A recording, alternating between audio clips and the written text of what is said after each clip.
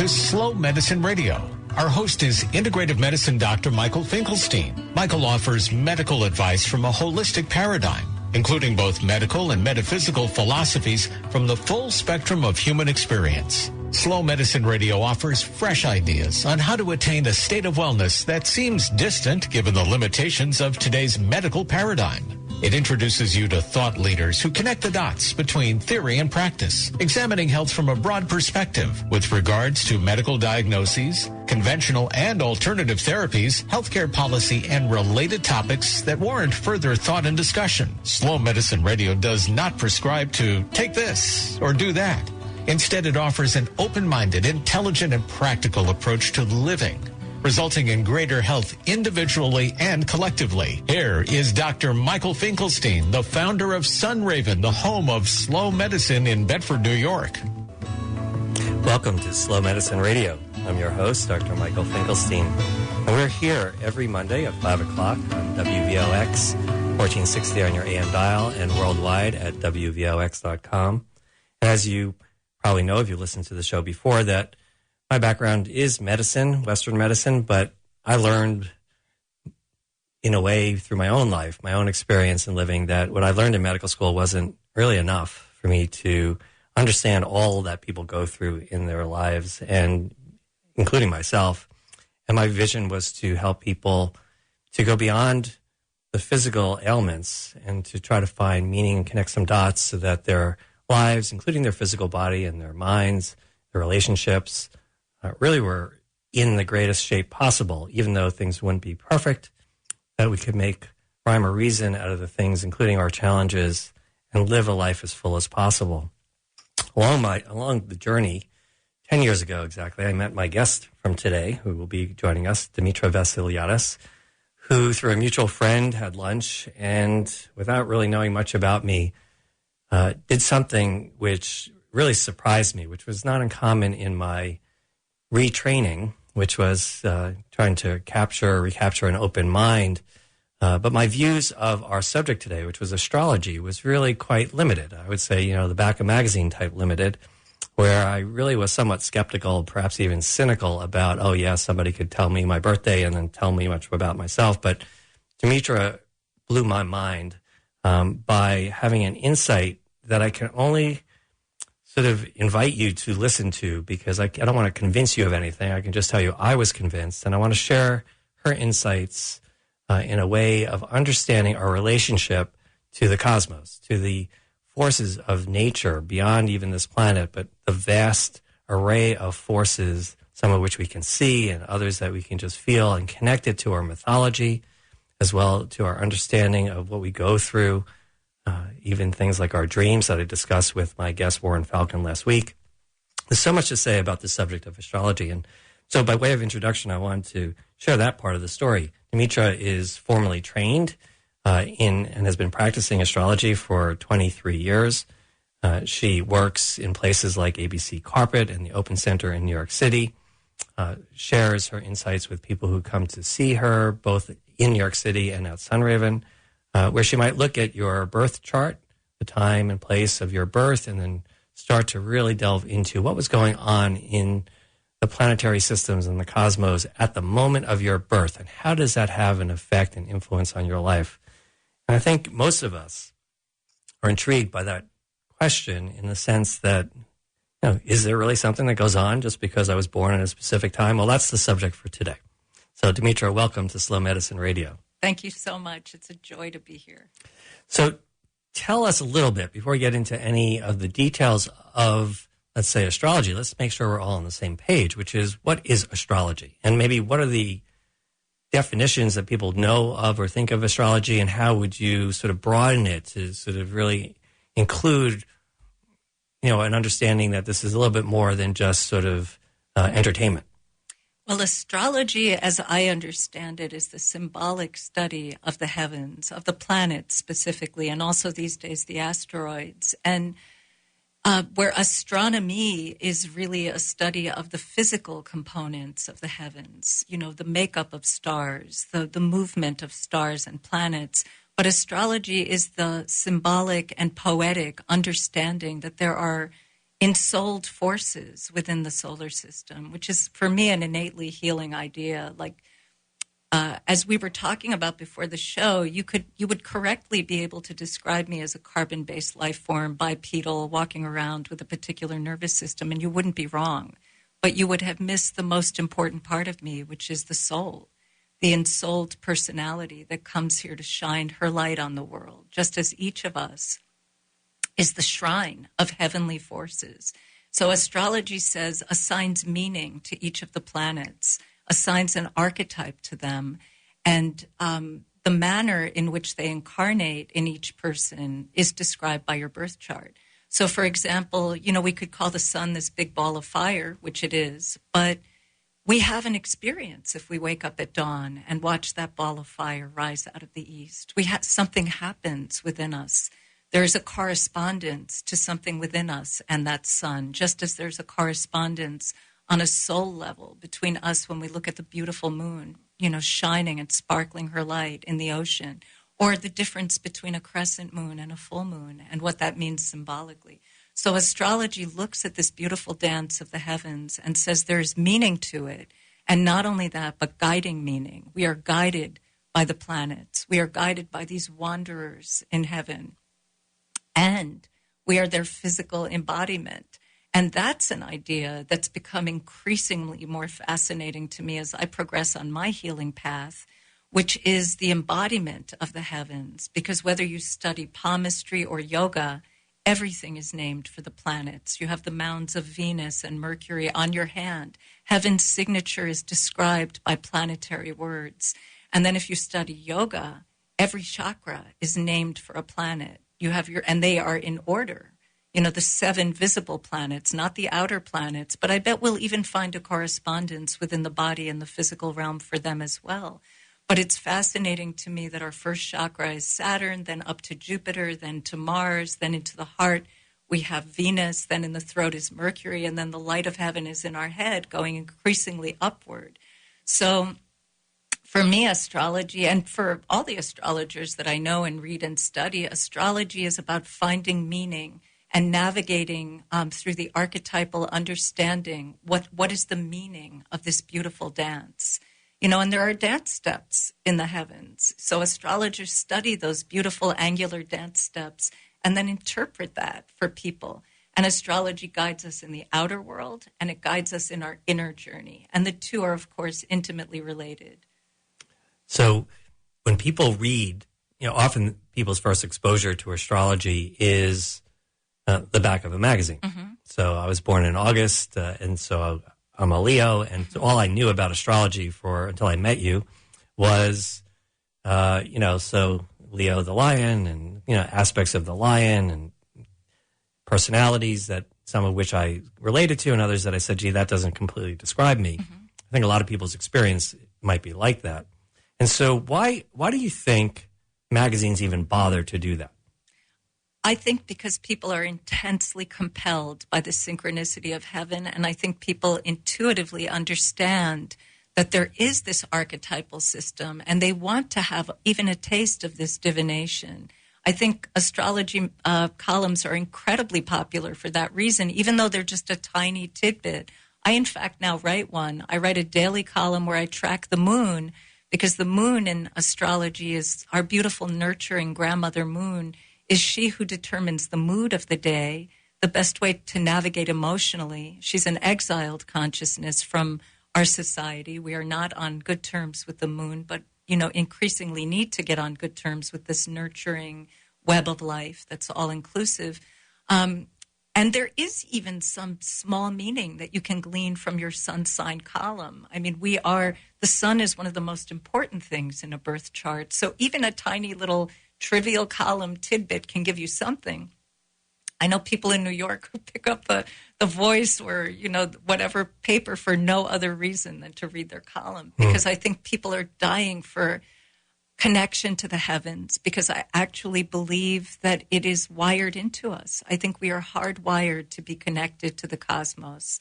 And part of our alienation in this culture is that we've given up on meaning. I love science as far as it goes, but it stripped the universe of soul and of meaning, and it simply described function. And that has taken us far in terms of our technological brilliance, but it has left us alienated and empty. And one of the beautiful functions of astrology for me is to reconnect me to archetypal meaning and to remind me and others that our lives are nothing less than a cosmic event. At the moment that you're born, astrology says you inherit the beauty of your birth chart, and that is like your celestial blueprint, and everything astrology says is consistent with its beginning, the beginning of anything. So your birth chart is really from your first independent breath. You leave the mothership, leave your mother's body, you become a separate entity to some degree. Individuation goes on. I'm still working on it. We all are. But, and at that moment, if you took a picture of the heavens, that moment begins to give you what is your cosmic directive here? What were you called to planet Earth to do? And what is the beautiful makeup that your birth chart gives you? An extremely Martian chart will be somebody who winds up in the gym or at West Point or on the battlefield or pioneering. An extremely Venusian chart will be somebody who is an agent of beauty, cultivating anything. And these archetypes are both within us and they're out in the world. You go to the gym, you're entering Mars's temple. You go to a beauty parlor, something that we trivialize, but any place we go to cultivate beauty is sacred to Venus. Any place we go to be fed is sacred to the moon. Any office of government or corporate business is sacred to Saturn. And then as you study astrology and you see these unmistakable correspondences between what's happening in the heavens and what's happening on Earth, it's both shocking in a way, but it's also so beautiful because you realize, this is a universe of ensouled meaning and purpose. And we do each come here to planet Earth to do the important work that only we can do. Nobody can be you. You have your own beautiful directive in your birth chart, and you are a leader. You're the Leo who's a leader. Some Leos are artists or more the inner child. I would say I fall more under the rubric as a Leo myself of the performer. I love being on stage. I'm very comfortable there. But Leos are shining, and you also are entertaining. You're on the radio, you're teaching, but through an entertainment medium, and that's also Leo. So, a couple of things. So let's say somebody's listening and they're wondering, so how does this really relate to me? So that, you mentioned the sun sign, so, where the sun was at the moment of your birth and which constellation in the heavens, but there are other dimensions. And so, and when you said a chart is, Martian or Venusian, I mean, these are, what you're referring to is that there are other planets at the time of your birth that were hanging out somewhere. And then they create in a chart that's, a circle essentially broken into 12 zones, right? This is what you've shown me. All those planets get sort of laid out at the moment of your birth, just as they would be on the heaven with the horizon line and then above and below the horizon line. So when somebody who's listening might say, gee, how can you, or astrologer or anyone, really understand more of the details?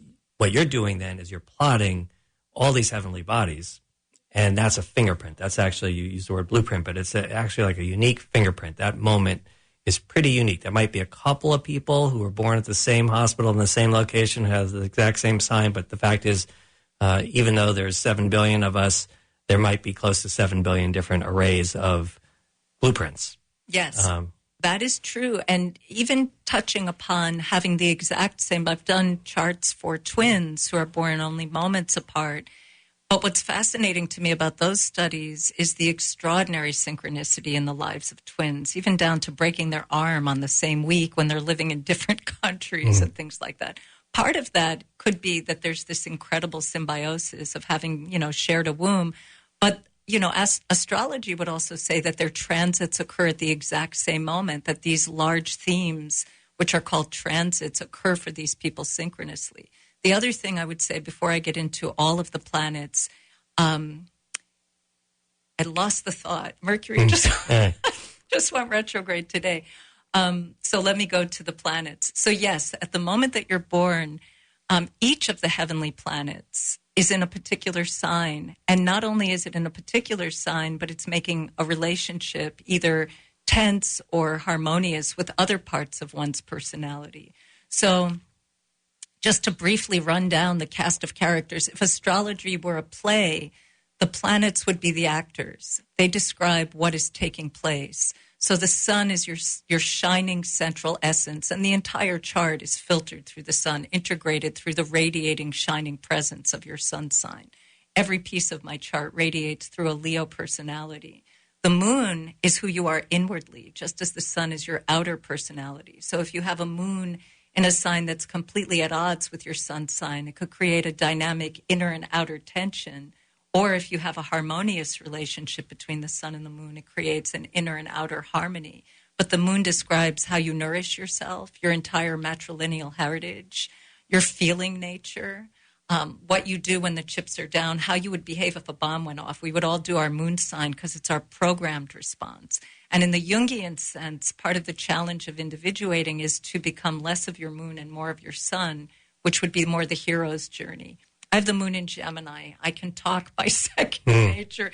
Getting me to stop talking can be a challenge at times. Then our Mercury, the messenger, a resonant planet. Today, as we're speaking, Mercury has gone retrograde. So which means what? The messenger planet is now moving backward until, I believe, the 8th of January in Capricorn, the executive sign. So we are now on a retrospective, reflective journey of all things executive in our lives. It's a good time to rewrite your business plan, to take back your authority in the world from anyone you may have given it to reclaim your inner CEO. We are each the CEO of our own lives, and nothing takes us off the hook for that. We all have to take responsibility for the way we use our time, our energy, our resources. And this particular retrograde journey is a time of moving backward in a reflective manner, not forward. So it's a really good time to reinvent your business, restructure your business, look at finance, really look at the things that are very reality and grounded based, and take a look at what needs to be revamped on that front. So Mercury is the messenger. This is not a great time to sign contracts unless you're renegotiating, in which case, rock on. But Mercury also describes how we think, how we communicate, how our minds work. And that was one of the amazing things to me is studying and looking at so many charts. You really see how many types of intelligence there are. And our culture really only honors, the very verbal, bright, kind of left brain intelligence. But, a human being who has a very Neptunian intelligence, Mercury perhaps in Pisces, or even kissing the planet Neptune, which would make somebody a brilliant visionary or musician or poet or empath. We don't even know what to do with those kids in school. We don't even have a place for them if they don't fit on the graph of a standardized test. And we miss out on a lot of brilliance that could otherwise be really illuminating the culture. Then Venus in our chart, beautiful Venus, describes how we love, what we love, how we connect with others. She's the goddess of art, beauty, justice.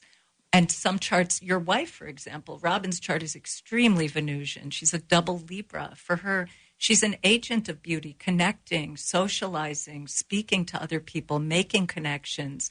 Her life is largely about that. For somebody else, they might be on terrible terms with Venus. And I'm kind of ping-ponging all over the place, but part of astrology on a healing level is sometimes to have a healing relationship with the planet that you're having a tough time with. For example, in my chart, I've had a struggle with Saturn, the planet of discipline, structure, responsibility. And though I would say I'm an extremely responsible person, deadlines are necessary. Otherwise, I can have a hard time getting the work done on time. But my life in many respects has been how to make friends and become more of an embodiment of Saturn rather than pushing it away. How can I honor this particular principle and thereby heal and further individuate? Well, so let me interject because we can get back to sure. sort of the planets and what they represent. But you've raised something which maybe will help us explore and illustrate this, what I'm understanding a little bit more, which is that in our charts, once they're understood at this level, so each of us has this blueprint, we can see, as you just described, where our opportunities are, perhaps where the arrows are pointing, but also where the obstacles are in the track. so that we don't necessarily avoid obstacles like we're usually, taught. Although that may not be a completely wrong strategy, but there are other things that look like obstacles that are pathways, points for us, places to go through, places to make friends with, in essence, rather than to resist them or avoid them completely. And I think in a lot of people's lives, when it comes to their health, they sort of retract right away from discomfort. And that would be the natural first inclination, of course. But occasionally, especially when something keeps coming back at us, although maybe you want to see if you could minimize pain, of course, but then the other secondary layer of questioning might be, is there something here that I need to look at more carefully and with other lenses, perhaps? And this is where I think astrology could be really useful for a person. Absolutely. Often our biggest wound in our chart, and a chart will show us our big issues, usually like in the form of a tense relationship between two planets, an opposition or a square or what's called a T-square. And that's where two very different planets and in very different signs are trying to find some kind of resolution. For me, I have Saturn opposing my Sun and Venus. And for me, my earliest experience with authority left me angry with authority.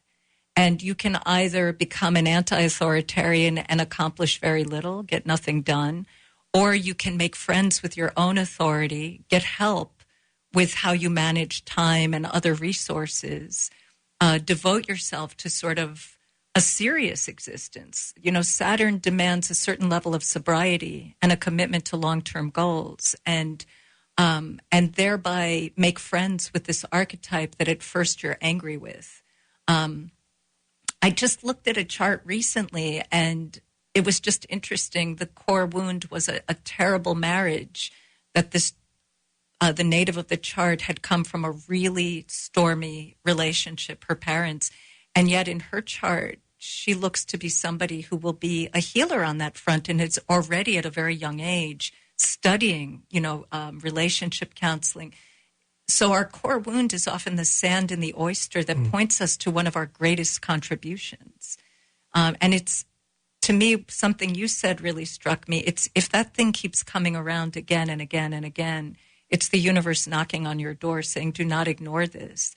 And often we'll see in lives that go really off the rails. And off the rails is actually, to me, a Saturn turn. Like you're being asked and pushed in a certain direction by these forces, even these planetary forces. And one of the most legendary off the rails transits is the first Saturn return, where the planet of adulthood makes its first complete orbit in the birth chart. There are a slew of rock stars who suicide right like the year before or in that window. They're 28, 29 years old, and boom, they are not going to be Saturn. They're going to stay perennially adolescent and exit the planet rather than doing the uncompromisingly difficult work of adulthood. But what's strange to me about that is to have even become a rock star, you have had to have had some discipline to have, gotten to the gig on time. But, you look at Jim Morrison, Kurt Cobain. I mean, there's a litany. I think Hendrix, a whole line. Janis Joplin, there was 29 years old, gone. Yeah.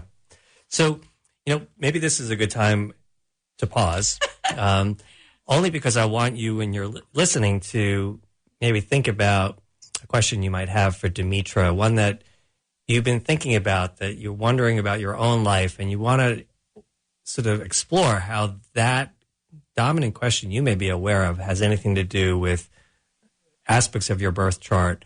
If you know information about that and you want to share that, this is something that through the illustration I think can be very helpful to you personally. And of course, we can share this whole connection among ourselves, because while we each are individuals in the cosmos, we are this collective as well. And I know, Demitra, you and I have also spoken about, this time in our society, and that there's something about this that's happening that also relates to what's going on in the heavens. And that's some of the things that have created a lot of moments of conversation and contentiousness over the last year and a half or so with this presidential election cycle, relates to things that are going on beyond the planet, beyond the land and the soils. And it has a lot to do with the people, but it has a lot to do with the people in relationship to these other forces. So we can explore that among other things, but we're going to take a break right now. Hold on to this number, 914-636-0110. Call us here, and we'll be back to talk to the Slow Medicine Astrologer in a minute. You're listening to Slow Medicine Radio. You can find out more about the show and the work of Dr. Michael Finkelstein by visiting his website, slowmedicinedoctor.com. Slow Medicine Radio is sponsored by the Slow Medicine Foundation, dedicated to providing community-centered experiential and reflective learning for individuals, families, and groups, offering educational programs, events, and resources, as well as insightful health evaluations with customized medical guidance. Dr. Finkelstein works with his wife, Robin Queen Finkelstein, at their farm, Sunraven, in Bedford, New York. And they invite you to visit and take advantage of this unique resource, including men's and women's groups and couples programs. If you think about it, much of what we experience when we don't feel well is a result of the fast world and how it affects us. Therefore, if fast is the disease, then slow is the medicine. Visit Sunraven, the home of slow medicine in Bedford, New York. Go to slowmedicinedoctor.com or call 914-218-3113. And thank you for tuning in Mondays at 5 p.m. right here on 1460 WVOX.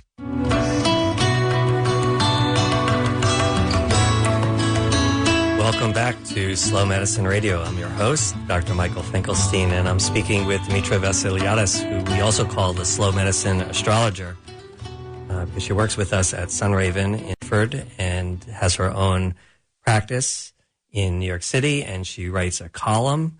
What's your website? HeavenToEarthAstrology.com. HeavenToEarthAstrology.com, where she writes a daily column, which, as she pointed out, sort of tracks the moon and its relationship, because it has such an important relationship and is a force for us. As you know, I write a moon letter. And one of the things that Demitra does in relationship to the moon letter that I write is that we have a new moon ceremony at Sunraven now on a monthly basis. The next one will be next week on December 29th. So obviously anyone who's in travel distance to Sunraven is welcome at 7 o'clock.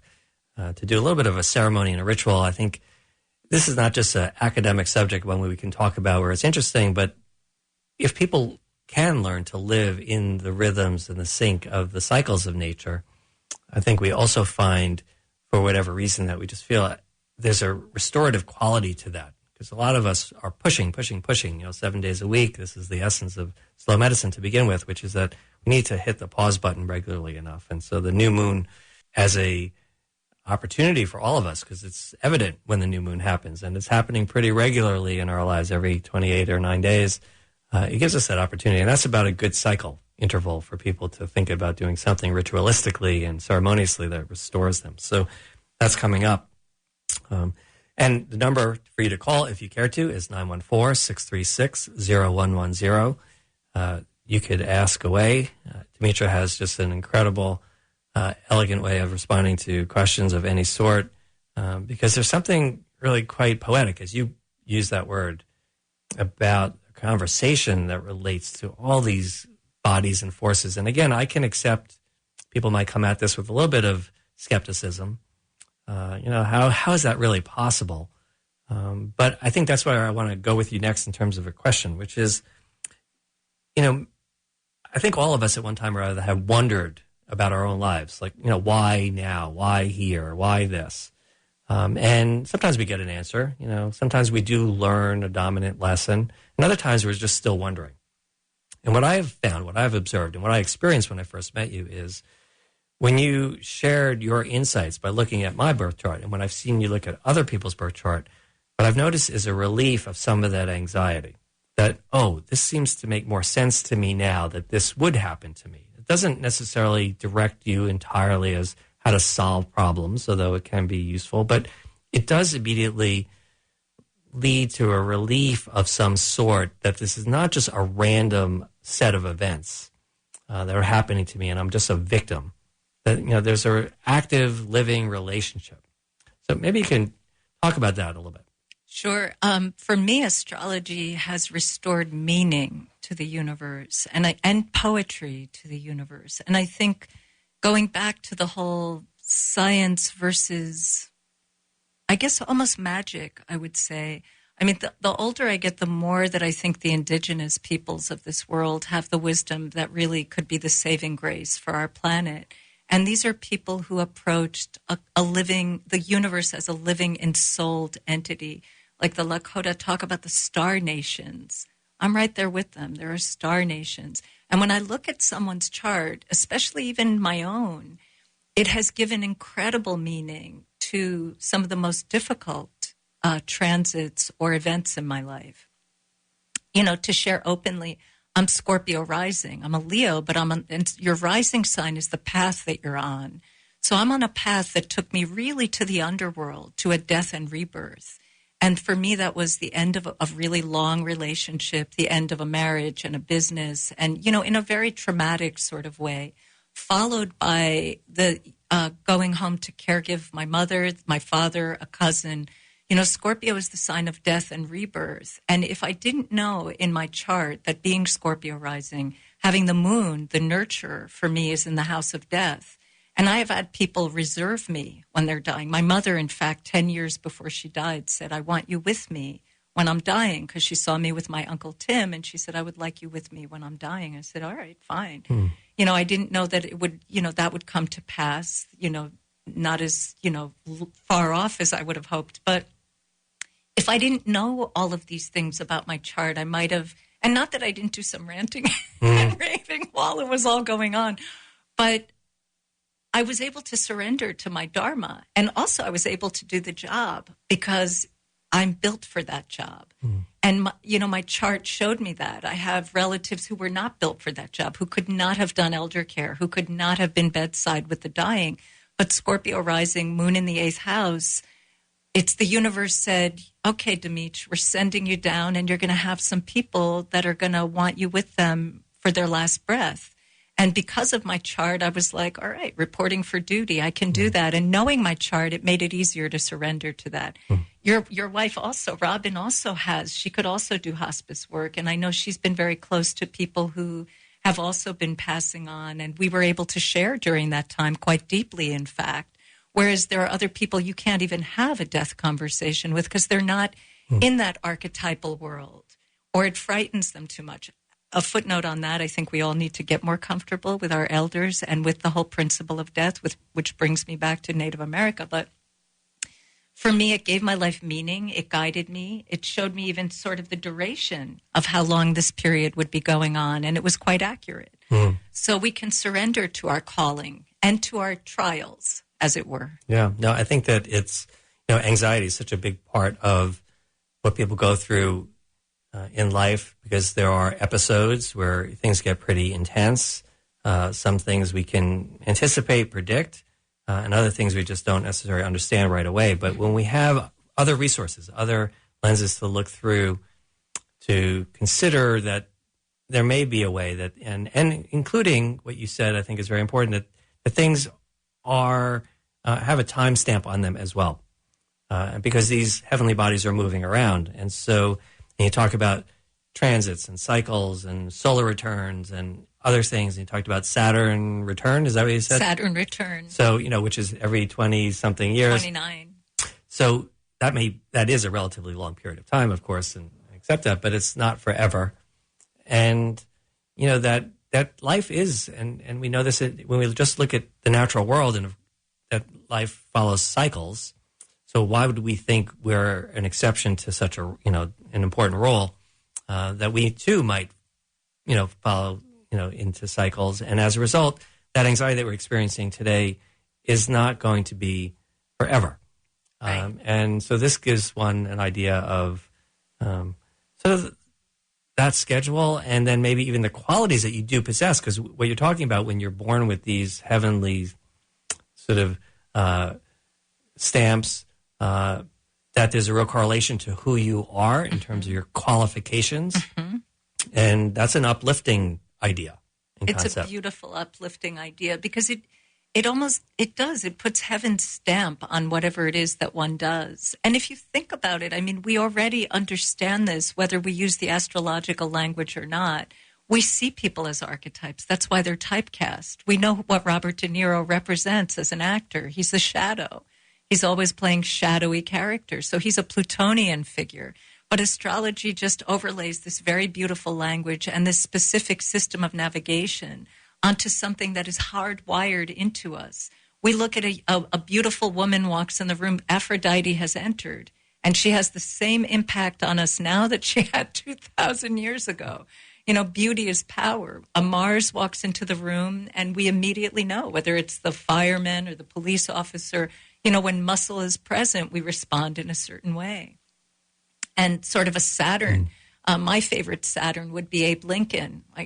He was Capricorn rising, double Aquarius. All of his primary triad, which is the sun, the moon, and the rising sign, Saturn ruled. And he is the very soul of responsibility. So, we know these characters when we meet them, but astrology gives us even deeper nuance and poetry. And we also know the sort of astrological language through the seasons. The seasons are astrological also. And yet we could describe them in the most dry, stripped, scientific way about what exactly it means astronomically, why spring occurs. But when spring occurs, our hearts are ready to burst right out of our chest with the joy and beauty of living. And astrology lays this gorgeous language over this and tells us that not only is spring an outer event, but it's an inner event. The Aries people are the people who sort of preside over the starting gun of life, if you will, because it is a very Mars sign. And that's the sign that presides every single day. There's a moment of spring, which is sunrise, the moment of day that corresponds to Aries, the sign that is the only sign with sufficient strength and life force to overcome the inertia of winter. Then the beautiful Taurus takes the ball and runs with it from Aries, and the gorgeous blossoming springtime takes over. And these archetypes are embedded in birth charts. These beautiful Taurus. I have no Taurus in my chart, but I love the Taurus people. So beautiful and grounded and sensual and embodied and blossoming. And we know these people when we meet them. We know the stability of a Taurian personality. We know the dependability of a Saturn personality or a Capricorn when we meet them. And we rely on them because they will show up on time. My dad reminds me of that. He was an Aquarius, but you could set your clock by him. And he was very much an activist, but very reliable. Like my sister would call him the rock, and he was in a sense the Capricornian rock. So each archetype has its magic, has its shadow side, and astrology is a language that gets us fluent in understanding our inner and outer makeup so that we can navigate life with more poetry, but also more meaning.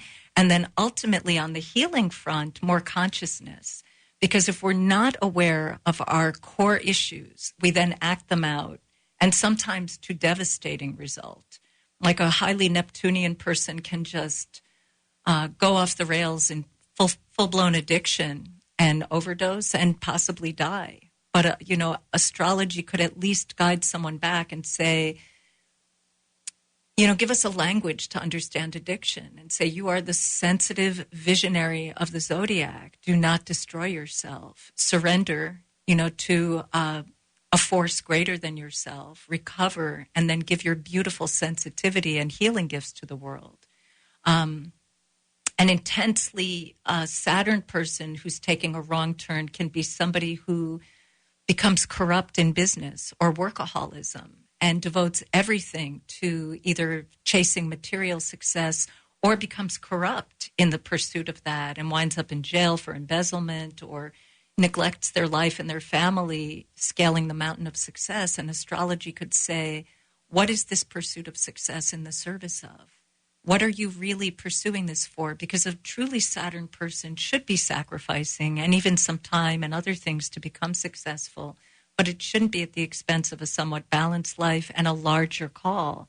The truly beautiful executive is somebody who is called upon to make sacrifice for the greater good so they can support a company, they can employ people, they can give back to the earth, they can put children through school. These are honorable, beautiful parts of the Saturn calling. But in our culture, it's become too much about he with all the prizes wins, rather than he who gives that last full measure of devotion to the team is the one that we bow down before. So, as I'm listening, like the planets, like the solar system, that we're most connected to and aware of, but there's an infinite number of celestial bodies that may all have stories that we could relate to. I mean, there's a lot of constellations, right? So the constellations are distant stars, that we, sort of see and have through, thousands and thousands of years of people observing them in the sky have sort of come up with ideas about what they represent. And of course that sort of has a lot to do with astrology. But there's this, and you use the metaphor of dancing, there is this working relationship among all these bodies, just like there are about all the people that inhabit the planet and all the other life forms. And so while people have their individual strengths and maybe weaknesses collectively, it all sort of holds together. We could, and that's part of the beauty of all of this. And I think, for people who are feeling sometimes a little down on themselves, to understand that they have always, almost by definition and by rule, a meaningful presence in the lives of other people. Like you couldn't pull one of the major planets out of the, its orbit of the sun and expect other things not to happen. And so they may not, be knocking into each other all the time, but their forces are relating to each other. And I think, this whole discussion makes me think of this beautiful and elaborate dance of our polarity as well as our magnetism, all the same words that are often used in astronomy and astrology. Yes, it's so beautiful because just as the stars at night, there are millions glimmering and glistening, humanity is the same. We're a constellation of light. We are a constellation, a unified whole, and we can't be divided. We are indivisible with consciousness and beauty for all. That is who we are, humanity, going into the Aquarian age. And we are each of us called here. There is no mistake in your birth. I have come absolutely to believe if you are here, it is not by accident, but by divine design you are here. And you're here to give your gifts to this beautiful planet in this moment of difficulty. We are at a crisis point environmentally and in other respects. But I think all crises are in fact spiritual. And I think for me, astrology is a spiritual navigational tool to remind me that all of my forces are to be used for unity and for the greater good. And I don't always remember that. I can get snarky and as unconscious as the next person, but increasingly I feel the call. One of the final sign of the zodiac is Pisces, the spiritual sign, saying at the end of this journey around the zodiac, we connect to all. Pisces connects to everything, to all points, to all organisms. It's the unity sign of pure consciousness, of bliss, of nirvana. And I think increasingly, the name of the game is to become more awake and more conscious, which inevitably means more present, more compassionate, and to give our love to the world. And sometimes love is giving a lecture. Sometimes it's cooking a meal, as you did so beautifully yesterday, literally nourishing our bodies. Sometimes love is delivering the Gettysburg Address. Sometimes it's dropping food on the hungry. Sometimes it's changing an unjust law. But each of us, if we really do more meditation, do more spiritual practice, we awaken intuitively to our calling. And if we add astrology as a navigational tool, we can even more fine-tune our navigation and say, yes, I am an artist. Or often also because our culture is so rigid in terms of the terrible way we educate children. I mean, we give a kindergarten kid a desk job at the age of 4. It's an outrage. When you think of the wild beauty of childhood, and then I look at Native American or Mongolian children thundering across the plains. I mean, the longing for that wild beauty and to be reconnected to the natural world, which is our birthright. Astrology is a natural art in the end of the day. What we look at is the largest visible manifestation of matter, the planets, including this beautiful one, our gorgeous sapphire mother doing her belly dance every day, feeding us every day, clothing us every day. And the action happens here every day. We bring these other planets to Earth every day. That's why I call my company Heaven to Earth. How do we bring this heavenly order to Earth and remind ourselves and each other that today, right now, we are occupying heavenly real estate. We are orbiting through the heavens. And the only thing that really lacks for this planet to be heaven is for us to awaken to our unity, to our unique gifts, to awaken from the amnesia of programming that tells us on these standardized tests, or be a doctor or a lawyer in a particular way. You have brilliant children who are artists, who are poets, who are naturalists, who will never even meet a tree because it's not in the curriculum. And yet that's changing. From people like you and other people, we are now reawakening to the re-enchanted universe, recognizing that we are souls. Primarily, we are souls. And we need to connect to that higher light. We're going to have the solstice on Wednesday, the moment of the return of the light in this dark night of the soul. The spark of light is born within us again. And what does that mean? The reason we celebrate light right now is that this is the moment to be impregnated by light, to give birth to the light within ourselves, to become the light we want to see in the world. And the sun, we may call it a ball of fire, but it is the source of all light, which is the very word we use for consciousness, for enlightenment. Whether it's describing a child who's bright, we're all bright, we're all shining. We're all these beautiful astral forces.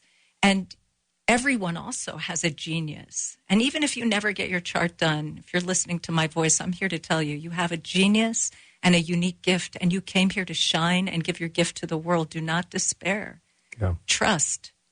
Well, that's what I think is so dominant in this message and in your work is the validation. Mm-hmm. And it's through our relationships with everything that we have a relationship with that we understand our value. And that, people often, though, for whatever reason, because a lot of words are used, unfortunately, to pull people down from that place of understanding their unique beauty and their light. But this is an art form, essentially, and a science that is meant to restore those qualities and help individuals recognize those aspects of self that they may have forgotten. And that in itself is very healing.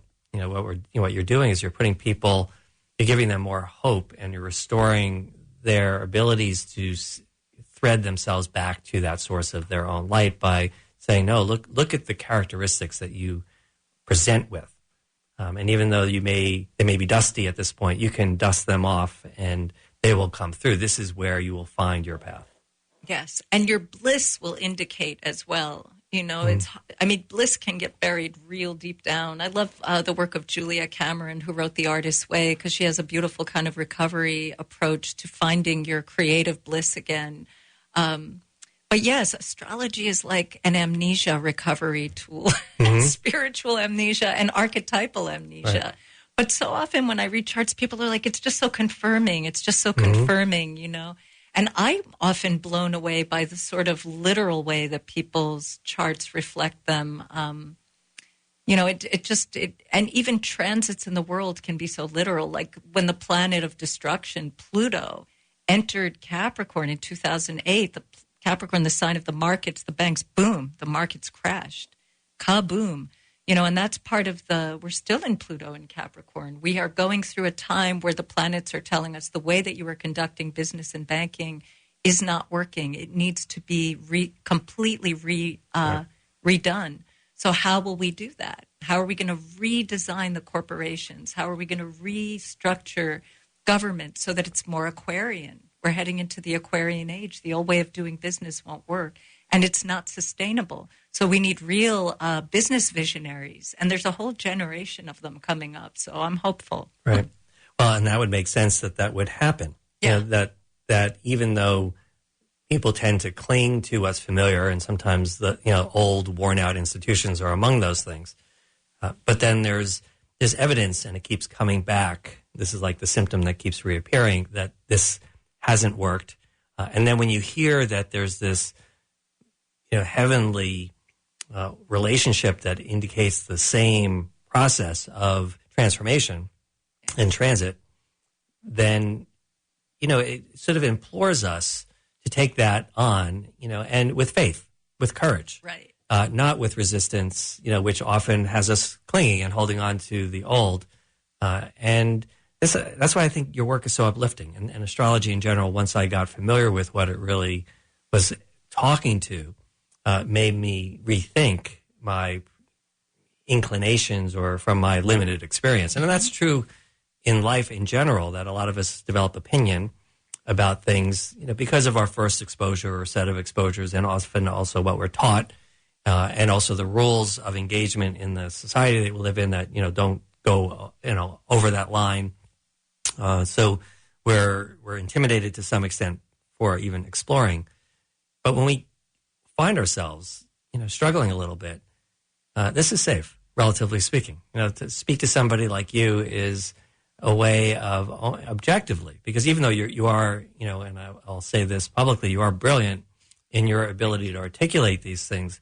On the other side of it, you are looking at a chart that's sort of plotted out, because it is just the way all these heavenly bodies were at the time of somebody's birth. So the chart itself is generated now by a computer. I mean, it sort of is out there. But to then connect those dots and to explain it and to articulate it takes another skill set, which is also intuitive and relational and everything else, which is where your skills and brilliance really shines. But the idea is that there's this stamp, and you're validating it for people somewhat objectively on that level. Yes. And for the real Aquarian types who don't want to be sort of imprisoned by a chart, I would say that a chart has a huge amount of potential. It doesn't take away your free will. It says, here's this archetypal matrix that can really describe your skills and talents, but there are innumerable ways in which you can embody it. And, sometimes because we live in such the sort of theoretical world, people think that they're not limited by any force. And Saturn, the planet of sort of manifestation, would immediately laugh at that. I mean, for example, I will never be playing football for the NFL. That simply is not going to happen. I'm a 5'1" or 2", 53-year-old woman, and even at the peak of my physical game, my limitations would not allow that. And now even with sex change operations, that still wasn't going to happen, because you would have to add like 3 vertical feet and tons of muscle. But so we are limited, but I don't know. I just find that when people surrender to their true glory and talent, it's a relief to be like, oh, yes, I am a visionary. Oh, yes, I am a healer. Yeah, oh, no, yes. I've seen that when you've spoken to people, the light that returns to their face, is stunning. And it's sort of, to me, when I see that, it's the proof I need to stay with that approach. Because what I measure in terms of success when I see people or work with people, and I watch other people working with people, and when we're trying to serve and help people, is when they have that subjective sensation, when their body language changes, when you can witness that, there's something successful about that. We're not talking about long term. We're not talking about no diseases. We're not talking about no death. I mean, those are not the goals. But the immediate relief of symptoms is apparent in somebody's face. And struggle is a given. Yeah, struggle is a given. Our chart, not only does our chart not let us off the hook, but our chart tells us, here is your struggle. Here is your gift. Go to it. Because as you struggle to heal from your own personal wounds, that's how you're going to really give your gifts to the world. And this struggle will be, some are for life, but we become more conscious, more gifted, more beautiful, more talented. Yeah. So, well, this was a great conversation. I just wanted to ask one last question, which I want you to sort of answer, because I think this is often a common question, although we don't have a lot of time to go into it. But a lot of people hear from, let's say, people that they've gone to who are astrologers, predictions of the future. I don't do that. Right. And so that was what I wanted to get to, which is that in your work, I know that you're careful about such claims, because that's where I think we can, and where a lot of the skepticism maybe comes from. The subconscious mind is always listening. So if you give someone a prediction, you could very well create a self-fulfilling prophecy, because their subconscious will take the ball and run with it. What I'm here to do is read the weather. I'll say, there could be a mountain to climb with Capricorn. Take your climbing gear. Right. But it's up to you. I can't. There's no fixed future model that I'm working from. So it gets to the free will. And will. And I think a lot of that is just to help people restore the energy that they're looking for, so that they can continue their work on this earth. Anyway, Demitra, thank you very much for joining me. So it's Heaven to Earth Astrology.com, or at your place, or at Sunraven on December 29th and ongoing. And of course, we will be back in 2 weeks. Next week will be the day after Christmas, so we're going to replay a show that I think we'll select for you, and we'll be back in 2 weeks after the new year, and we're going to talk about the Earth again with the Slow Medicine Horticulturalist on January 2nd. I can't believe it's already there. But I want to wish you all a happy holiday season and invite you again to come to Sunraven and explore slow medicine by going to slowmedicine.org. And of course, just trying to make sense of your own life, part of which is to trust and to let go, and even in the face of pretty significant pain, know that so many people have found their way out, and often it's through just simple understanding of their own innate beauty. And astrology is one of those things that I think you might consider if you still have that doubt and are struggling. So I wish you well, of course. I'll look forward to speaking to you live again in 2 weeks. So take care, always.